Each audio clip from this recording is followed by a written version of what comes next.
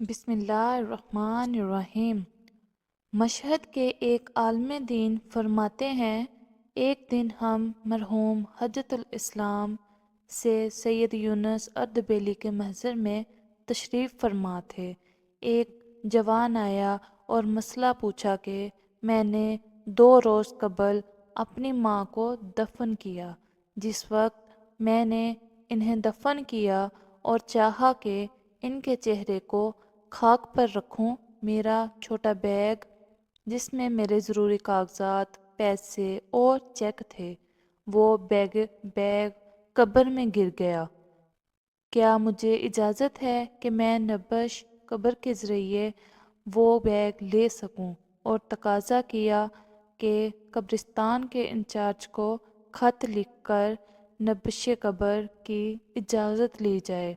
انہوں نے اجازت دی کہ صرف اس حصے کو کھودا جائے جہاں سے اس بیگ کے ہونے کا امکان ہے۔ چند روز بعد اس جوان کو دوبارہ آقا اردبیلی کے گھر پر دیکھا۔ آپ نے پوچھا، کیا تمہارا کام ہو گیا؟ کیا وہ بیگ مل گیا؟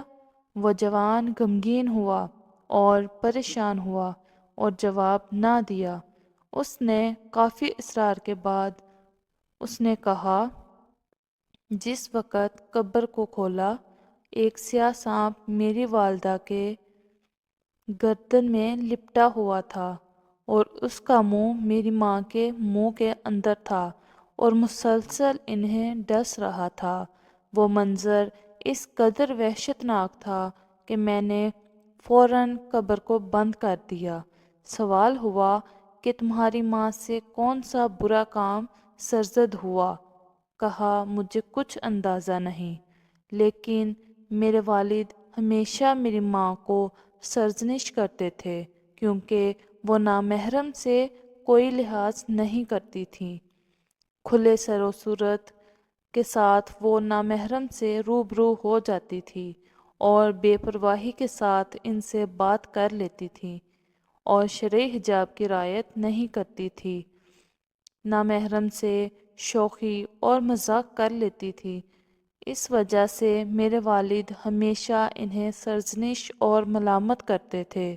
حضور اکرم صلی اللہ علیہ وآلہ وسلم نے فرمایا، ایک گروہ جو وارد جہنم ہوگا وہ بے پردہ اور بدحجاب عورتوں کا ہوگا، جو دنیا میں مردوں کے فریب اور فتنہ کے لیے خود کو زینت دیتی تھیں۔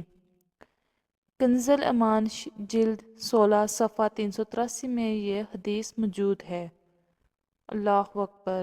اللہ تعالیٰ امت مسلمہ کی تمام ماؤں، بہنوں، بیٹیوں کو نیکی کے راستے پر چلنے اور باپردہ رہنے کی توفیق عطا فرمائے اور روز محشر ہم سب کو اپنے کرم سے جنت میں داخل فرمائے، آمین یا رب العالمین۔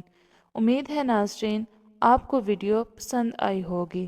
اگر پسند آئی ہو تو لائک اور شیئر ضرور کر دیجیے گا اور ہمارے چینل کو سبسکرائب بھی کر دیجیے گا۔ اب تک کے لیے خدا حافظ۔